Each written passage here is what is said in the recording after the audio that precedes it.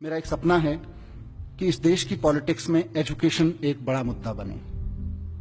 इस देश की सोच में एजुकेशन एक बड़ा मुद्दा बने। मैं एक ऐसे दिन का सपना देख रहा हूं कि हमने बड़े बड़े तरह के इलेक्शन देखे हैं।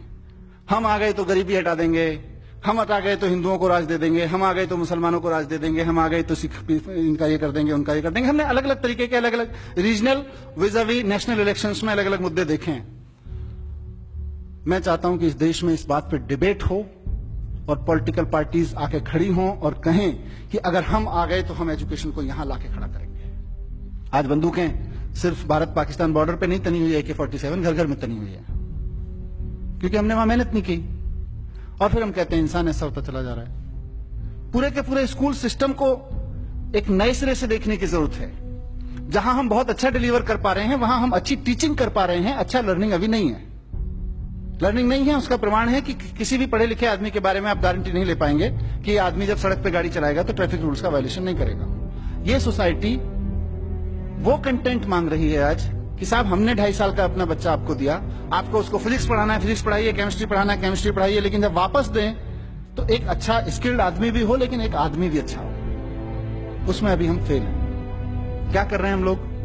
गीता रटा रहे हैं। अंडरलाइन कर लीजिएगा, गीता पढ़ा नहीं रहे, रटा रहे हैं। हम वैल्यू एजुकेशन पढ़ा रहे हैं, वैल्यू ऑफ एजुकेशन नहीं पढ़ा रहे हैं। हम फॉर्मेलिटी कर रहे हैं पढ़ाने के नाम।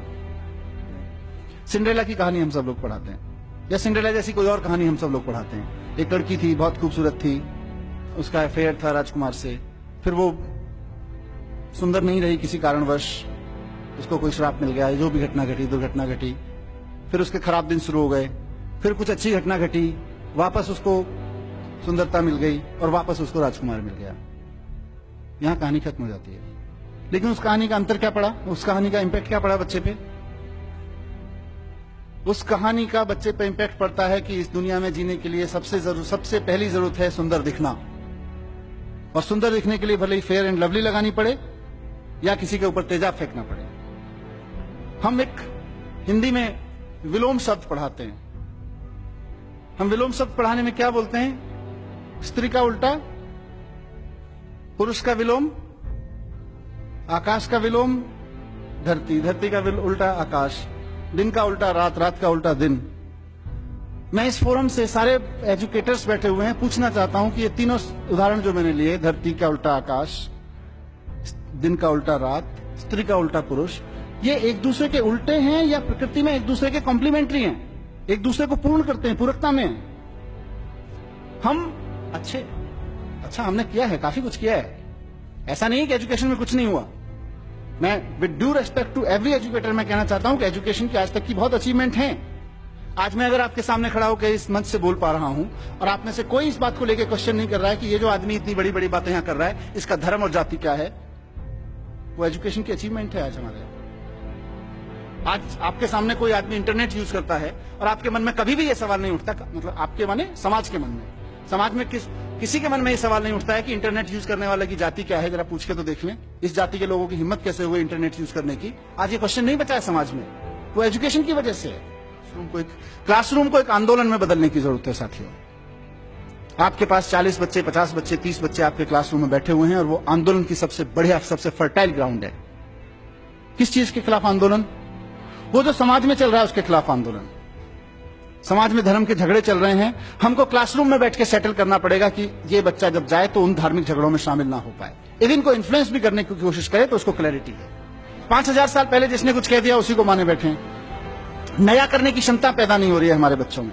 आप देखिए कितने बच्चे हैं जो नया पैदा कर सकते हैं, नया सोच सकते हैं, क्योंकि नया करने के लिए रिस्क चाहिए, रिस्क लेने की क्षमता चाहिए, और रिस्क लेने की क्षमता हम लोग नहीं पैदा कर पा रहे हैं इस बच्चों में। और उसका नतीजा क्या हो रहा है?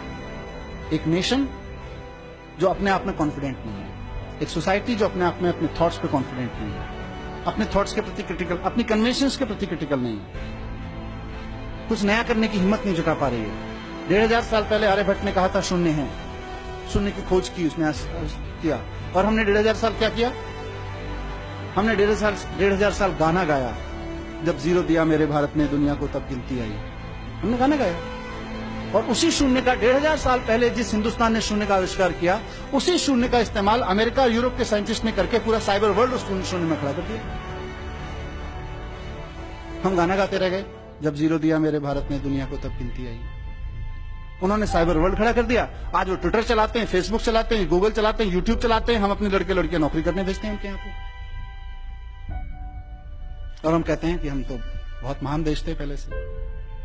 एक आधा घंटे आपसे बात करके लेक्चर देके जाने के लिए नहीं आया हूं मैं, शायद एक नई शुरुआत करने के लिए आया हूं इस देश के पैन इंडिया फैले हुए एजुकेटर्स के साथ में। So we have to shape up our education content and system and processes in a way so that we can make ourselves capable of handling that child. Sorry to say, we have not prepared.